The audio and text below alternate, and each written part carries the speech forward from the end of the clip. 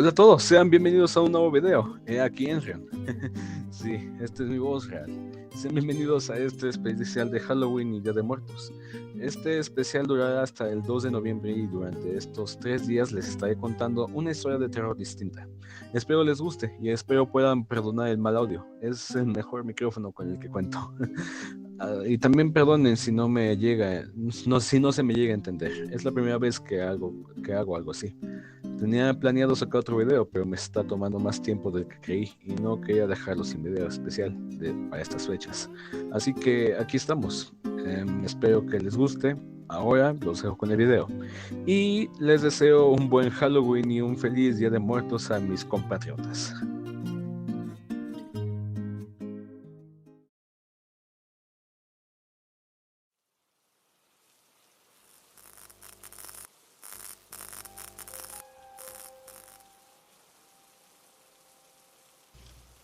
Es para mí un gran alivio escribir esto. No he dormido bien desde que encontré a mi tío Joto muerto. Y a veces he llegado a preguntarme si me he vuelto loco. O si me volveré. De cierto modo, todo hubiera sido una suerte.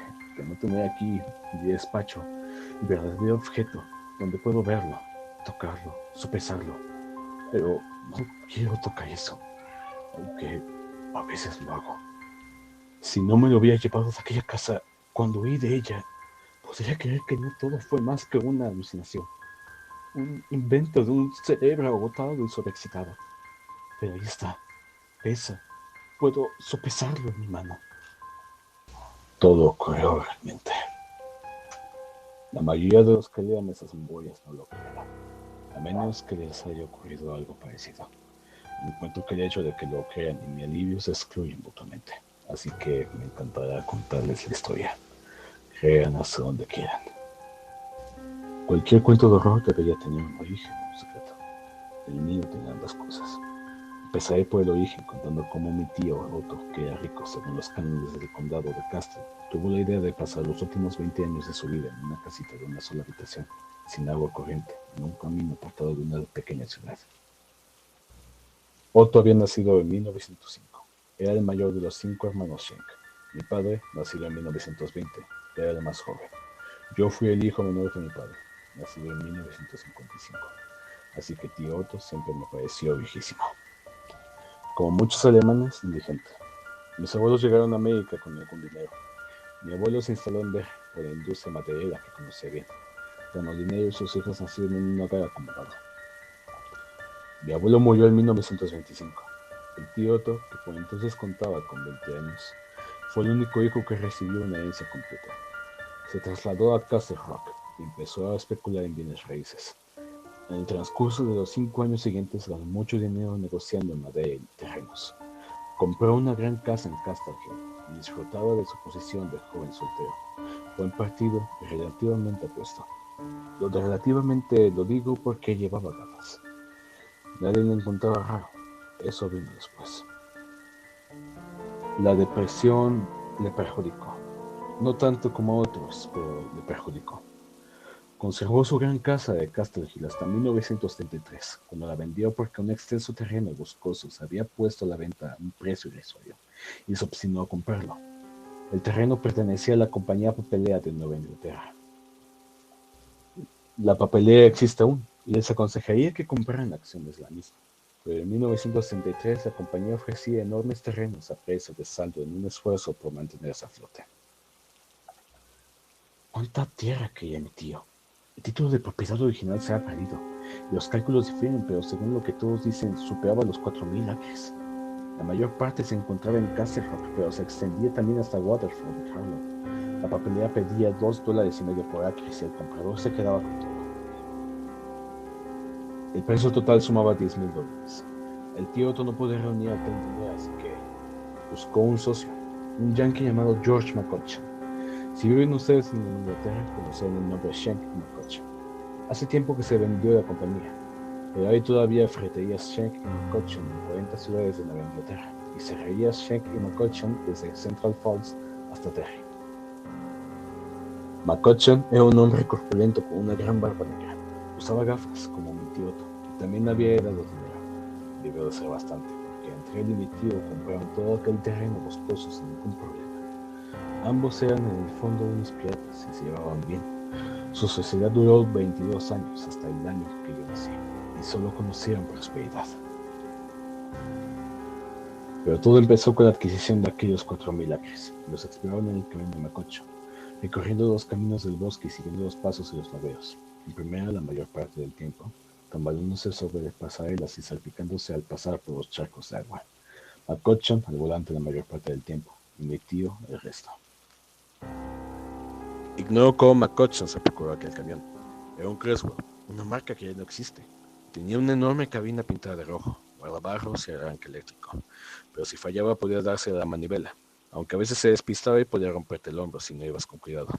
Tenía unos 6 metros de largo, con los laterales de la caja de estacas, pero lo que recuerdo mejor de aquel camión es el morro. Lo mismo que la cabina, era rojo como la sangre. Para llegar al motor había que levantar 2 aletas de acero, una de cada lado. El radiador alcanzaba el pecho de un hombre alto. Era una máquina fea, monstruosa. El camión de McCutcheon se estropeó. Fue reparado, volvió a estropearse y lo volvió a reparar. Cuando por fin el Creswell exhaló su último suspiro, lo hizo de forma espectacular. McCutcheon y tío Otto subían por la carretera de Black Henry un día del año de 1953. Y según la propia confesión de tío Otto, ambos estaban rematadamente borrachos. Tío Otto puso la primera para subir por Trinity Hill. Aquello estuvo bien, pero borracho como estaba, no se le ocurrió volver a cambiar la marcha y emprender la bajada. El agotado y viejo motor del Creswell se calentó. Ni tío Otto ni McCutcheon se fijaron en que la aguja de la temperatura se había disparado. Al llegar al pie de la colina, una explosión hizo saltar las aletas del capó como si fueran las alas de un dragón rojo. El tapón del radiador saltó hacia el cielo de verano. El chorro de humo se elevó como un geyser. Saltó el aceite sobre el parabrisas, inundándolo. Tío Otto pisó el freno, pero Creswell había adquirido la mala costumbre de perder el líquido de frenos y el pedal se hundió hasta el fondo. Como no veía nada, se salió de la carretera. Primero una cuneta y luego fuera de ella. Si el Creswell se hubiera quedado, las cosas no hubiesen ido tan mal. Pero el motor siguió funcionando. Los pistones petardearon como si fuese 4 de julio. Luego estallaron. Uno de ellos, según tío Otto, perforó su puerta. Por el agujero que le hizo podía pasarse el puño. Al final fueron a parar a un campo de flores amarillas. Hubieran disfrutado de una preciosa vista de las White Mountains si el parabrisas no hubiera estado cubierto de aceite de Diamond Ham. Este fue el último paseo del Creswell de McCutcheon. Jamás volvió a moverse de aquel campo. Los dos hombres se apearon para examinar los daños. Ninguno de los dos era mecánico, pero tampoco había que hacerlo para darse cuenta de que la herida era mortal. Tío Otto estaba bochornado, o al menos eso dijo mi padre, y ofreció pagar la reparación del camión a George. Pero George McCutcheon respondió que no dijese tonterías. McCutcheon estaba extasiado. Había echado un vistazo al campo, al paisaje de las montañas, y había decidido que aquel era el lugar donde construiría su hogar cuando se retirara. Se lo dijo así a tío Otto, en el tono que uno suele emplear para una conversación religiosa. Volvieron andando a la carretera y consiguieron que el camioncillo de la panadería Cushman, que pasaba a la sazón, les llevara de regreso a Castle Rock. McCutcheon dijo a mi padre que había sido un milagro, que el lugar perfecto que había estado buscando había estado allí todo el tiempo, en aquel campo entre el que pasaban 2 o 3 veces por semana sin mirarlo siquiera. La mano de Dios, insistió, sin imaginar que iba a morir en aquel campo 2 años más tarde, aplastado por su propio camión. El camión que pasó a ser propiedad de tío Otto cuando McCutcheon murió. McCutcheon hizo que Billy Todd enganchara su grúa al Creswell y lo guiara de frente a la carretera. Así podría verlo, dijo, cada vez que pasaran por allí. Y sabía que cuando Dodd volvía a engancharlo a la grúa para llevárselo definitivamente, sería porque llegaban los constructores para construir su casa. Era un sentimental, pero no lo suficiente para perderse la oportunidad de ganar $1. Cuando un año después, un maderero llamado Baker le ofreció comprar las ruedas de Creswell, incluidos los neumáticos, McCutcheon aceptó sin pestañear los $20 del maderero. También encargó a Baker que pusiera bloques bajo el camión para que se quedara levantado. Dijo que no quería pasar por delante y verlo en el campo medio cubierto por el heno, las hierbas y las flores amarillas, como si se tratara de un trasto viejo.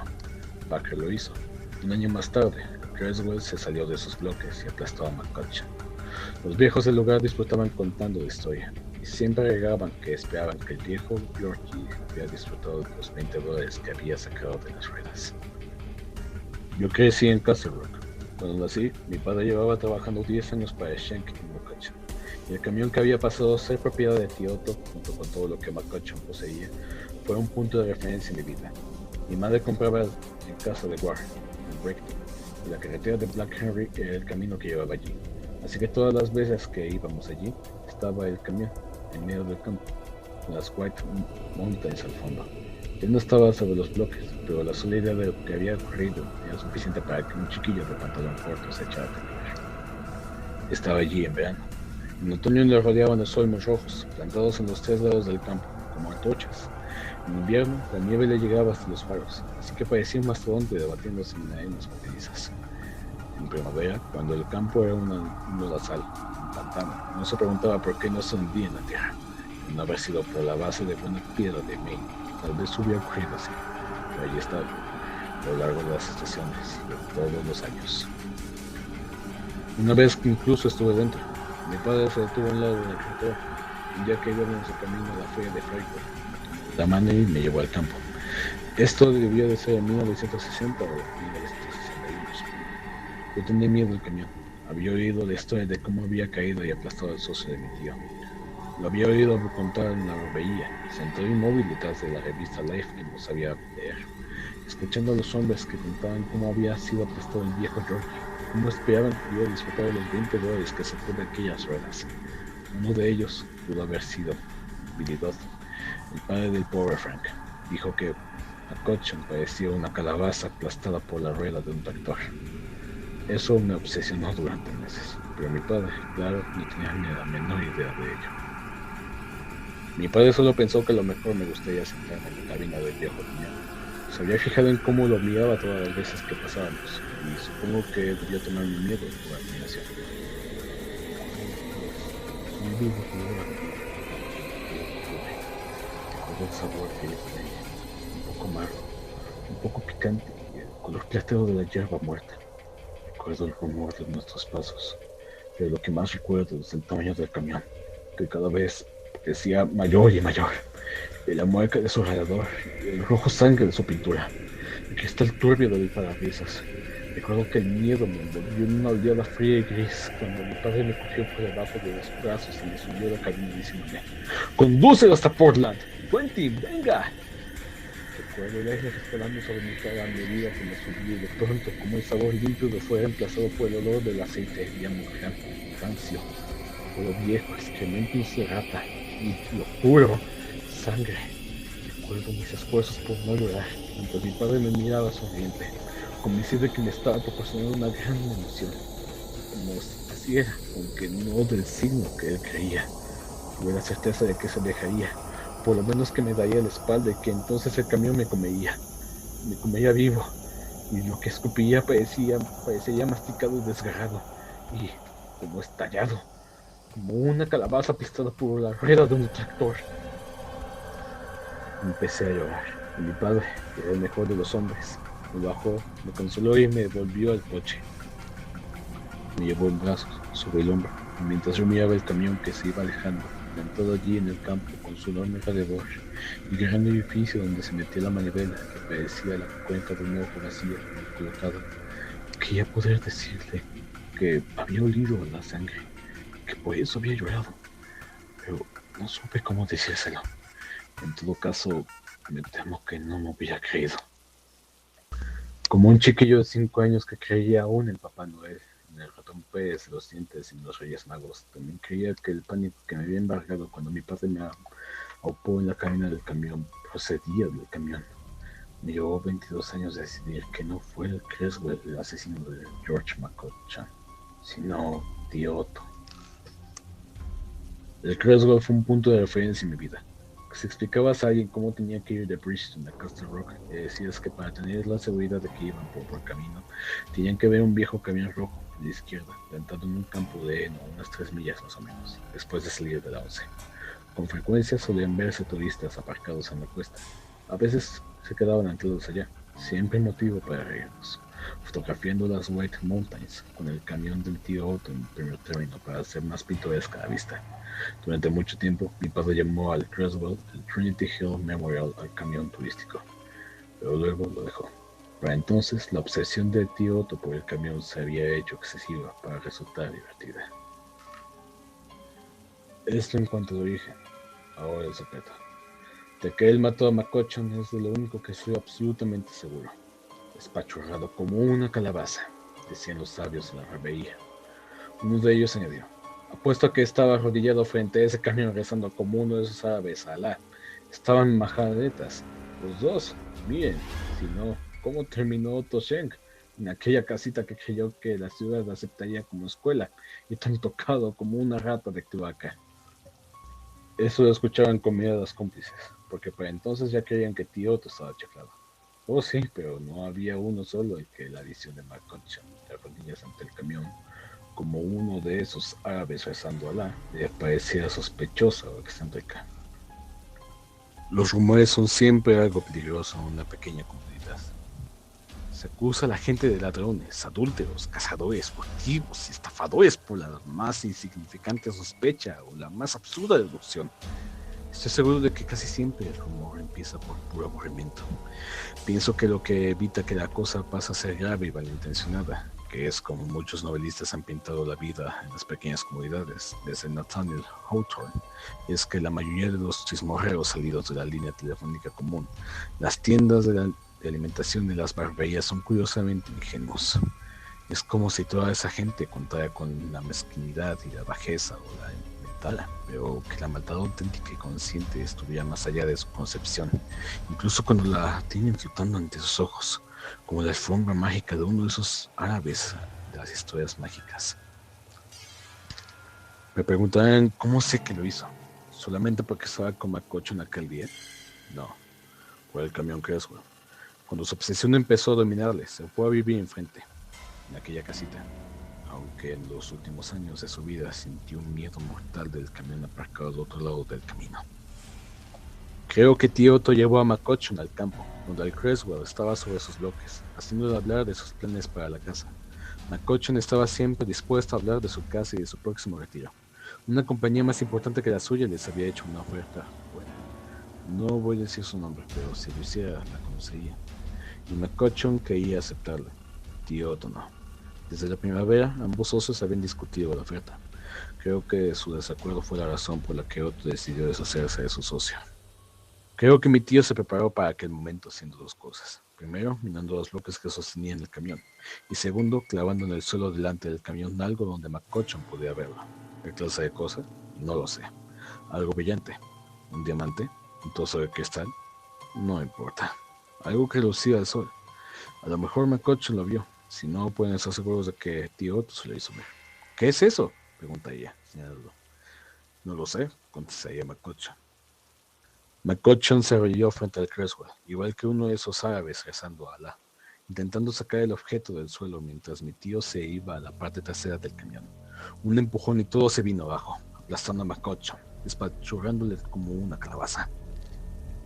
Sospecho que era demasiado duro para morir fácilmente. En mi imaginación le veo bajo el capó del Creswell, sangrando por la nariz y boca y las orejas, con sus ojos oscuros suplicando a mi tío que fuera a buscar ayuda, rogando, suplicando, y finalmente maldiciendo a mi tío, jurándole que mataría, acabaría con él. Y mi tío allí, contemplándole, con las manos en los bolsillos, hasta que todo terminó. Después de la muerte de McCutcheon, mi tío no tardó en hacer cosas que en un principio los sabios de la barbería calificaron de raras, luego de peculiares y después como extrañas locuras. Cosas que finalmente hicieron que se le calificara en el arco de la barbería como tan loco como una rata de cloaca. Había existido siempre, pero no parecía caber la menor duda de que sus peculiaridades empezaron justo en el momento en el que murió McCutcheon. En 1965, tío Otto había hecho construir una casita de una sola habitación al otro lado de la carretera. Se habló mucho de lo que el viejo Otto Schenk estaría tramando allá arriba, en el camino a Black Trinity Hill. Pero la sorpresa fue general cuando el tío dio por terminada la casita, haciendo que Chucky Barger le diera una mano de pintura roja brillante, anunciando a continuación que era un regalo para la ciudad. Una bonita escuela nueva, dijo, y lo único que pidió fue que le pusieran el nombre de su difunto socio. Los prohombres de Castle Rock se quedaron estupefactos, los demás también. Casi toda la gente de Castle Rock había ido a una escuela de una sola aula, o creían haber ido, que deben hacer lo mismo. Pero todas las escuelas de ese tipo habían desaparecido de Castle Rock en 1965. La última de ellas, la escuela Castle Ridge, había cerrado el año anterior. Ahora era la pizzería de Steve. en la carretera 117. Por entonces la ciudad poseía una escuela de cristal y cemento en Corbin Street, como resultado de un excéntrico ofrecimiento. Tío Otto pasó de ser raro a un condenado loco. Los concejales le enviaron una carta. Ni uno solo de ellos se atrevió a visitarla en persona, dándole amablemente las gracias y confiando en que se acordaría de la ciudad en un futuro, pero rechazando la pequeña escuela, alegando que las necesidades educativas de los niños de la ciudad estaban perfectamente cubiertas. Tío Otto montó en cólera. ¿Recordará la ciudad en un futuro? Protestó ante mi padre. Ya lo creo que se acordaría de ellos, pero no como esperaban. Él no se había caído de un carro de heno, no. Él sabía distinguir muy bien un halcón de una sierra. Y si lo que querían era enfrentarse a él en una competición de meadas, dijo, descubrirían que él podía mear como una mofeta que acababa de beberse un barril de cerveza. ¿Y ahora qué?, preguntó mi padre. Estaban sentados ante la mesa de la cocina de nuestra casa. Mi madre se había llevado la costura arriba. Decía que tío Otto no le gustaba. Decía que olía como un hombre que se bañaba una vez al mes. Y tan rico, añadía siempre con un respingo. Creo que su olor la molestaba de verdad, pero también pienso que le tenía miedo. En 1965, tío Otto había empezado a tener un aspecto tan peculiar como su comportamiento. Andaba vestido con un pantalón verde de obrero, sujeto con tirantes, ropa interior de invierno y unos zapatos amarillos. Sus ojos se movían en direcciones opuestas mientras hablaba. ¿Eh? ¿Qué vas a hacer con esa casa ahora? Viví en ella, maldita sea, respondió tío Otto, y así lo hizo. La historia de sus últimos años no tiene mucho que más que contarse. Sufrió el tipo de locura y de fin que uno lee con frecuencia en los periódicos sensacionalistas. Millonario muere de inanición en un piso barato. La pordiosera rica, revelan los archivos del banco. Olvidado por hombre de la banca muere en soledad. Se trasladó a la casita roja, que últimamente se había vuelto de un rosa pálido y apagado la semana siguiente. Un año después vendió el negocio por el cual habían cometido un asesinato. Sus excentricidades se habían multiplicado, pero su sentido del negocio no la había abandonado. Y obtuvo una buena ganancia, o mejor dicho, impresionante. Así que allí estaba tío Otto, con una fortuna de unos $7 millones, instalado en aquella casucha de una carretera de Black Henry. Su casa en la ciudad estaba cerrada al cal y canto. Ya había pasado de condenado loco a rata del cloaca. La siguiente progresión se expresó de una forma menos colorida, más ominosa. Puede que sea peligroso. Estaba siempre seguida de la reclusión. A su manera, tío Otto se hizo tan célebre como el camión del otro lado del camino, aunque dudo que alguna vez los turistas quisieran fotografiarle. Se había dejado la barba, que se volvió amarillenta, como teñida por la nicotina de sus cigarrillos. Había engordado mucho. Las mejillas le colgaban en una papada flácida. La gente solía verle de pie, en el umbral de su extraña casita, solo, inmóvil, mirando el camino y el campo de frente, mirando el camión, su camión. Cuando tío Otto dejó de venir a la ciudad, fue mi padre el que se preocupó de que no muriera de hambre. Le llevaba provisiones todas las semanas y las pagaba de su propio bolsillo, porque Otto nunca se las pagó. Supongo que nunca pensó en ello. Papá murió 2 años antes que tío Otto, cuya fortuna terminó yendo a la Universidad de Maine, departamento de bosques.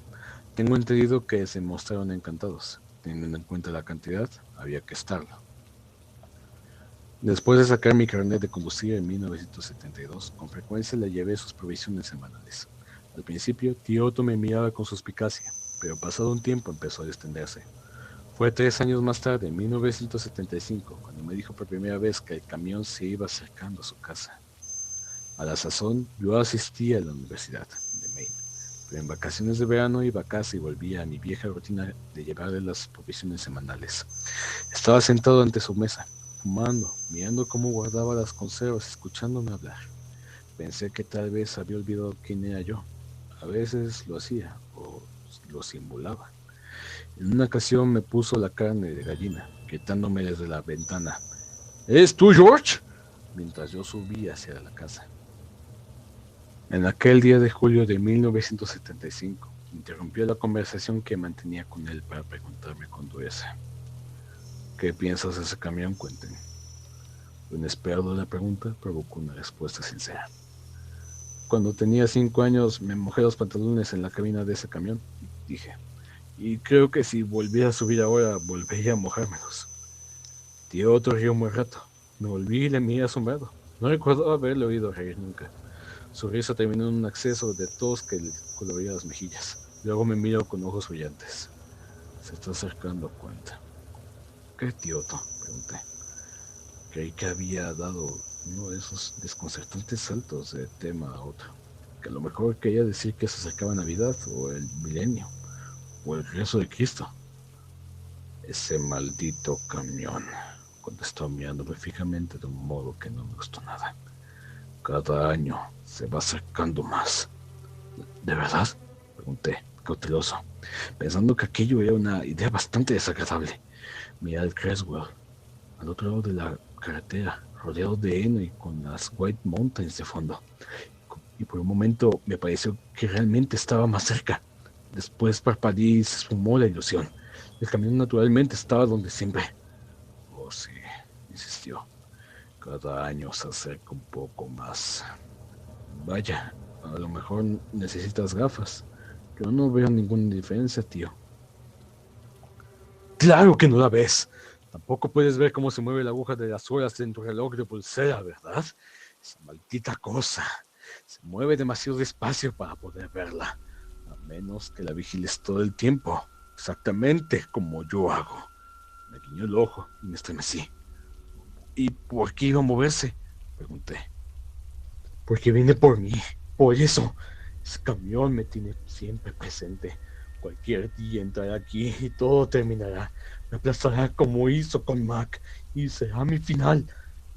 Esto me llenó de pánico. Su tono razonable fue lo que más asustó. El modo en que reaccionan los jóvenes ante el miedo es la broma. Si tanto te preocupa, tío Otto, deberías trasladarte a tu casa, el de la ciudad, le dije. Y por la forma en que le hablé, nadie hubiera supuesto que tenía el espinazo erizado. Me miró, y luego el camión al otro lado de la carretera. No puedo, Quentin, dijo. A veces un hombre tiene que quedarse en su sitio y esperar a que le llegue.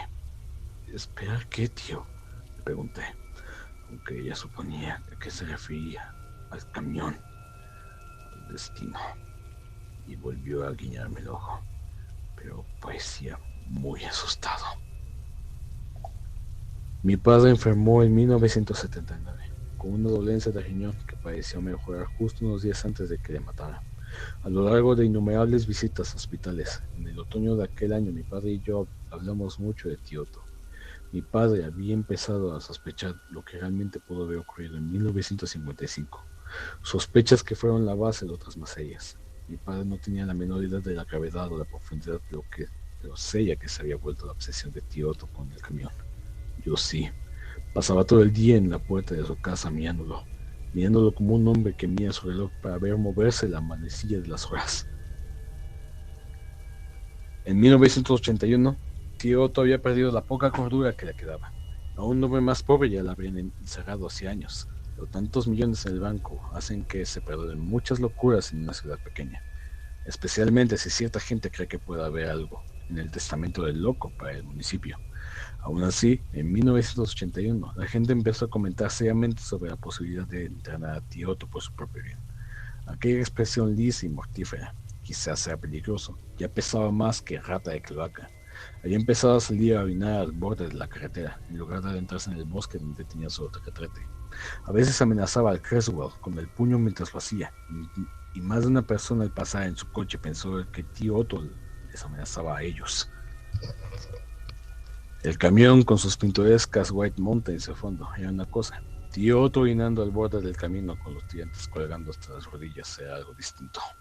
Eso no era ninguna atracción turística. Para ese entonces ya vestía yo un traje de ciudad en lugar de los tejanos propios de un estudiante, en la época en la que le llevaba las provisiones semanales, pero seguía llevándoselas. También traté de disuadirle de que dejara de hacer sus cosas en la carretera, por lo menos en verano, cuando toda la gente procedente de Michigan, Missouri y Florida solían circular por allí y le veían. Pero no conseguí nada. No podía pensar en estas nimiedades cuando tenía un camión por el que preocuparse. Su obsesión con el Creswell ya era una fijación. Ahora aseguraba que ya estaba de su lado de la carretera, en mitad de su patio, según decía. Anoche desperté a eso de las 3. Allí estaba, junto a mi ventana, Quentin, dijo. Lo vi, con la luna reflejada en sus parabrisas, pocos metros de donde yo yacía. Casi se me paró el corazón, casi se me paró, Quentin. Le saqué afuera y le hice ver que el Creswell estaba donde siempre había estado, al otro lado del camino donde McCutcheon había pensado edificar. No sirvió de nada. Es lo que tú ves, muchacho, declaró con un loco e infinito desprecio, con un cigarrillo temblando en una mano y con los ojos girando alocadamente. Eso es lo que tú ves. Tío Otto, dije, tratando de aligerar la cosa. Lo que ves es lo que recibes. Fue como si no lo hubiera oído. Muy maldito, por poco me atrapa, murmuró. Sentí un escalofrío. No tenía aspecto de loco. De desgraciado sí, y ciertamente aterrorizado, pero no de loco. Por un momento me acordé de mi padre izándome a la cabina de aquel camión. Recordé el olor a aceite, cuero y sangre. Por poco me atrapa, pidió. Y 3 semanas más tarde lo hizo. Yo fui quien la encontró. Era un miércoles por la noche y yo había subido con 2 bolsas de provisiones en el asiento trasero, como hacía casi todos los miércoles por la noche. Era una noche pegajosa y sofocante. De vez en cuando se oía tronar a la distancia. Recuerdo que me sentía nervioso mientras subía por la carretera de Black Henry en mi Pontiac, extrañamente seguro de que algo iba a ocurrir, pero tratando de convencerme de que solo se trataba de la baja presión atmosférica. Di la vuelta a la última curva y en el último momento preciso en el que la casita de mi tío apareció a la vista, experimenté una extraña alucinación. Por un instante creí que el condenado camión estaba en su patio, enorme y pesado con su pintura roja y sus podridos laterales. Busqué el pedal de frenos, pero antes de que mi pie llegara a pisarlo, parpadeé y la ilusión se desvaneció. Pero supe que tío Otto estaba muerto, ni trompetazos ni destellos. Solo a la simple convicción, como saber dónde están los muebles de una habitación conocida. Llegué al patio y bajé del coche, dirigiéndome a la casa a toda prisa. La puerta estaba abierta, nunca cerraba con llave. Una vez le pregunté por qué lo hacía y me explicó, como se explica un hecho obvio a un tonto, que al cerrar la puerta no impedía la entrada del Creswell. Yacía en la cama, a la izquierda de la única habitación porque la cocina estaba a la derecha. Vestía sus pantalones verdes y la camiseta de invierno, con los ojos abiertos y vidriosos. No creo que llevara muerto más de 2 horas. No había moscas ni apestaba, aunque el día había sido brutalmente caluroso. ¿Tío? Dije a media voz, sin esperar que me respondiera. Uno no yace en la cama con los ojos abiertos por gusto. Si algo sentí en aquel momento fue alivio. Todo había terminado. ¿Tío Otto? Insistí acercándome. Tío. Me paré en seco al ver lo deformada que tenía la cara, hinchada y torcida, viendo que sus ojos no miraban fijamente, sino que tenían una expresión vacía, torcidos hasta el ventanuco que había encima de la cama.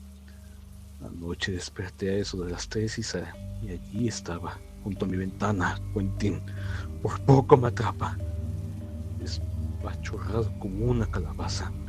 Había oído decir uno de los sabios de la barbería mientras yo, sentado, fingí leer la revista de Life, oliendo el perfume de Vitalis y la brillantina Wildrose. Poco me atrapa, por poco me atrapa, Quentin. Había cierto tufo allí, pero no barbería, y no solo el hedor de un viejo sucio. Olía aceite, como un garaje. ¿Tío Otto? Musité, y mientras me acercaba a la cama me sentí disminuir, no solamente en tamaño, sino en años. 20, 15, 10, 8, 6 y finalmente 5. Vi mi temblorosa manita tenderse hacia su hinchada cara. Al tocar mi mano su cara, levanté los ojos y la ventana estaba ocupada por el brillante parabrisas del Creswell. Y aunque solo fue un segundo, podía jurar sobre la Biblia que no fue una alucinación.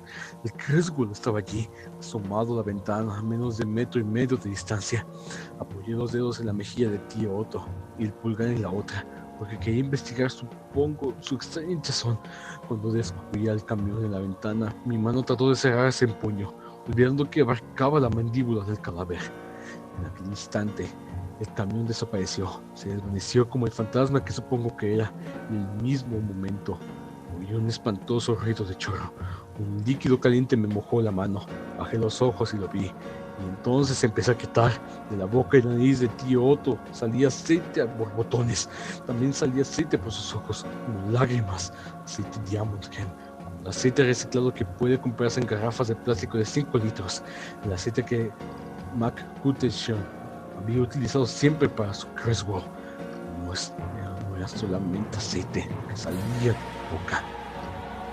Seguí chillando un rato, incapaz de moverme, incapaz de apartar mis aceitosa mano de su cara, incapaz de apartar mis ojos de aquella cosa grande y grasita que salía de la boca, aquella cosa que había distorsionado tanto la forma de su rostro. Al fin se dio mi parálisis y salí huyendo de la casa sin dejar de chillar. Crucé el patio corriendo hacia mi Pontiac y subí y me alejé del lugar. Las provisiones para tío Otto cayeron del asiento al suelo y los huevos se rompieron. Fue milagroso que no me matara en los 2 primeros kilómetros. Tenía 40 kilómetros y vi que rebasaba por mucho el límite de velocidad. Me paré y respiré profundamente hasta recuperar cierto control. Pensé que no podía dejar a tío Otto tal como lo había encontrado. Despertaría demasiada curiosidad. Tenía que regresar. Además de reconocerlo, la curiosidad me embargaba. Una curiosidad malsana. Ojalá no lo hubiera sentido. Ojalá me hubiera resistido. En verdad, ojalá hubiera dejado que fueran y formularan sus preguntas. Pero volví. Me quedé unos minutos delante de su puerta, de pie, casi en el mismo lugar y en la misma postura que él solía adoptar cuando contemplaba aquel camión. Y allí llegué a esta conclusión. Allá en el campo, el camión estaba en una posición distinta, ligeramente distinta. Luego entré. Las primeras moscas empezaban a revolotear y zumbar junto a su rostro. Podía ver las marcas de aceite en su cara, el pulgar a la izquierda, 3 dedos a la derecha. Miré nerviosamente hacia la ventana donde había visto el Creswell.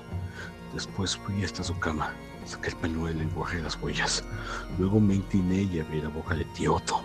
Lo que cayó de ella fue una bujía champion, una del viejo modelo, Maxi Duty, casi tan grande como un puño. La cogí y me la llevé. Ojalá no lo hubiera hecho, pero en aquel momento era presa del horror. Había sido más aconsejable no tener ese objeto conmigo en mi despacho, donde puedo verlo, cogerlo, sopesarlo. La bujía de 920 que saqué de la boca de mi tío Otto. Si no la tuviera conmigo, si no la hubieras llevado cuando salí huyendo de la casita por segunda vez, quizá hubiera podido tratar de creer que todo, no solamente ver el Creswell desde la carretera pegado a la casa como un enorme perro colorado, sino todo. Había sido únicamente una alucinación, pero aquí la tengo. Y da luz, es auténtica, pesa. El camión se acerca cada año un poco más, me había dicho tío Otto. Y ahora me parece que tenía razón, pero ni siquiera tenía la menor idea de lo cerca que podía llegar el Creswell. El veredicto de la ciudad fue que tío Otto se había suicidado tragando aceite, que la comidilla de una semana de Castle Rock.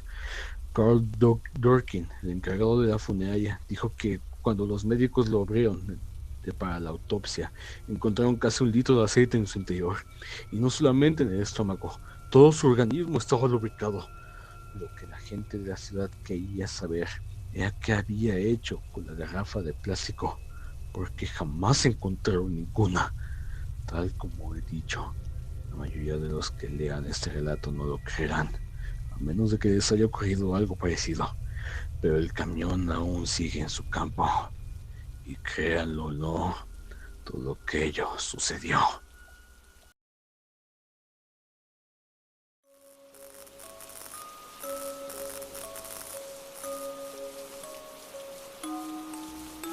Blancos chapiteles a la salvaje luz de la luna, y árboles investidos por un fulgor plateado.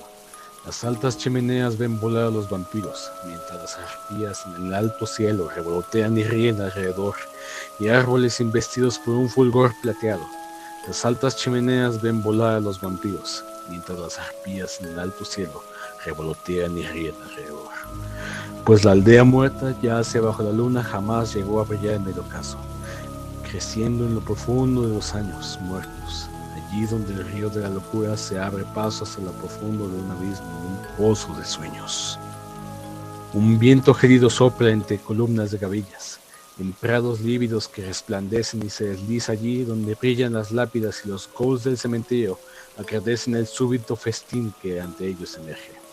Ni un alito de los extraños dioses grises del cambio que arrancarán desde el pasado lo que es suyo podría acelerar esta hora, en la que un poder espectral sobre el trono cósmico del sueño sembrará, liberando una desconocida vastedad. Así que se extienden de nuevo. El valle y la llanura observados por olvidadas lunas y los muertos saltan con júbilo, bajo los pálidos rayos de las oscuras fauces de la tumba, para sacudir el mundo con espanto. Y todo aquello que por la mañana surgirá, la pestilente fealdad de manzanas de ladrillos y piedra, con el resto algún día estarán, habitando junto a sombras de maldad. En la sombra ladrarán los lémures salvajes y ascenderán leprosas espirales, pues son iguales tanto lo nuevo como lo viejo, de horror y muerte están sembrados, para ser devorados por los sabuesos del tiempo.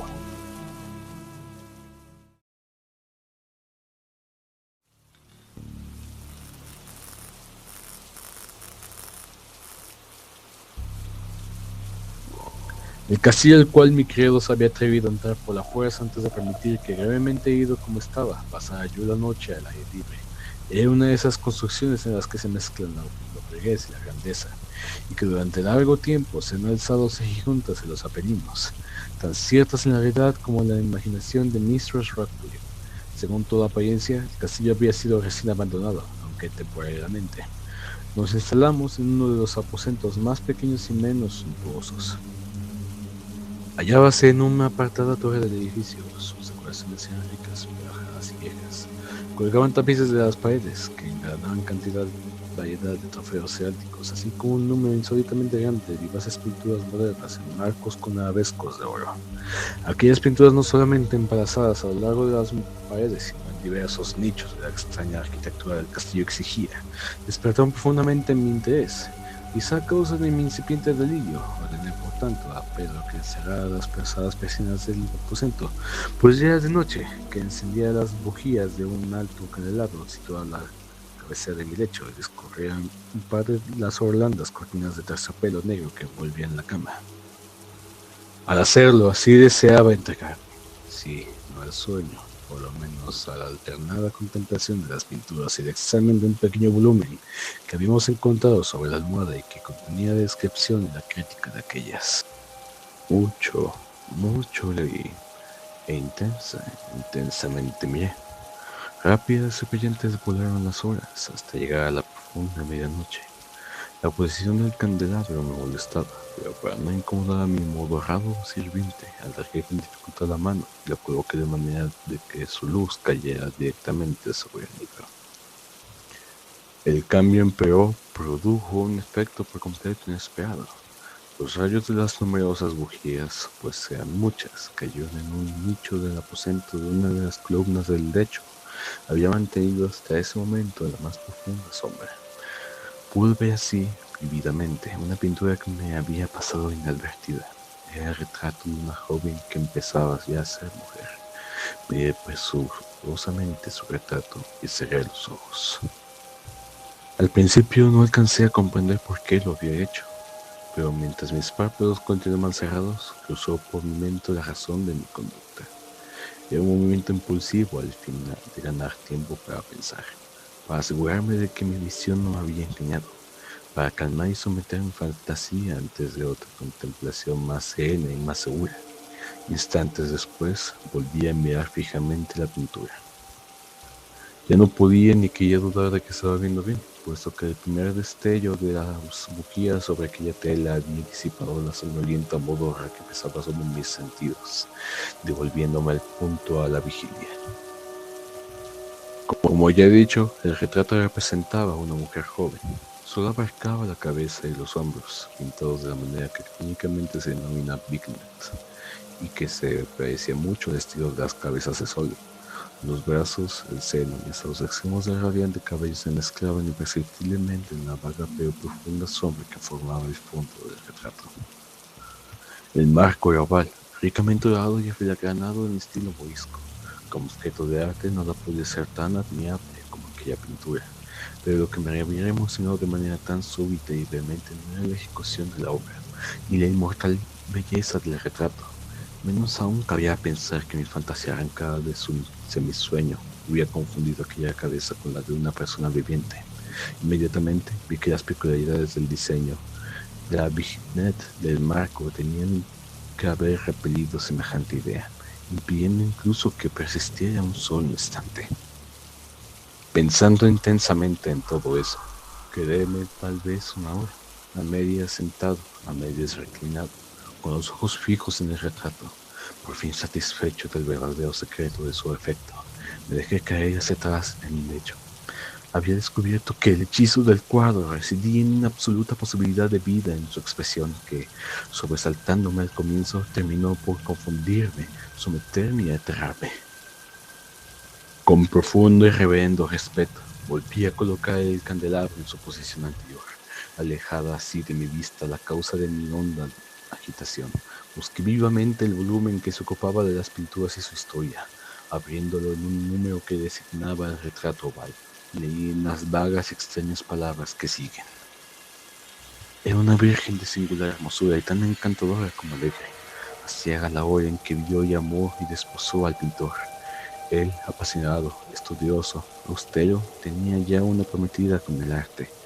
Ella, una virgen de singular hermosura, tan encantadora como alegre, toda luz y sonrisas, traviesa como un cervatillo, amándolo y mimándolo, y odiando tan solo el arte, que era su rival, teniendo tan solo la paleta, los pinceles y los restantes enojosos instrumentos que la privaban de la contemplación de su amante.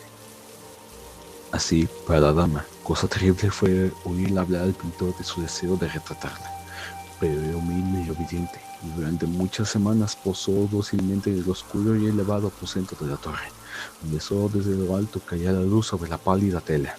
Mas él, el pintor, gloria base de su trabajo que avanzaba hora a hora y día a día, y era un hombre apasionado, violento y taciturno que se perdía en sus ensueños, tanto que no quería ver cómo esa luz que entraba lívida en la torre solitaria marchitaba la salud y la vivacidad de su esposa, que se consumía a la vista de todos, salvo de la suya.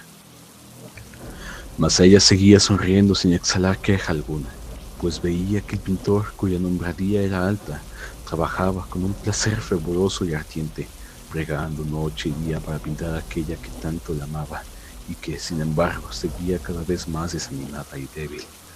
Y en verdad, algunos que contemplaban el retrato hablaban en voz baja de su parecido como de una asombrosa maravilla, una prueba tanto de la excelencia del artista como de su profundo amor por aquella a quien representaba de manera tan insuperable. Pero, a la larga, a medida que el trabajo se acercaba a su conclusión, nadie fue admitido ya en la torre, pues el pintor habíase exaltado en el ardor de su trabajo y apenas si apartaba los ojos de la tela, ni siquiera para mirar el rostro de su esposa. No quería ver que los tintes que esparcían la tela eran extraídos de las mejillas de aquella mujer sentada a su lado.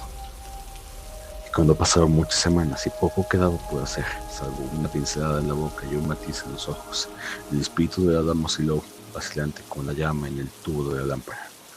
Y entonces la pincelada fue puesta y aplicado el matiz. Durante un momento, el pintor quedó en trance frente a la obra cumplida, pero cuando estaba mirándola, púsose pálido y tembló mientras gritaba: «¡Ciertamente, esta es la vida misma!». Volvióse de improviso para mirar a su amada. Estaba muerta.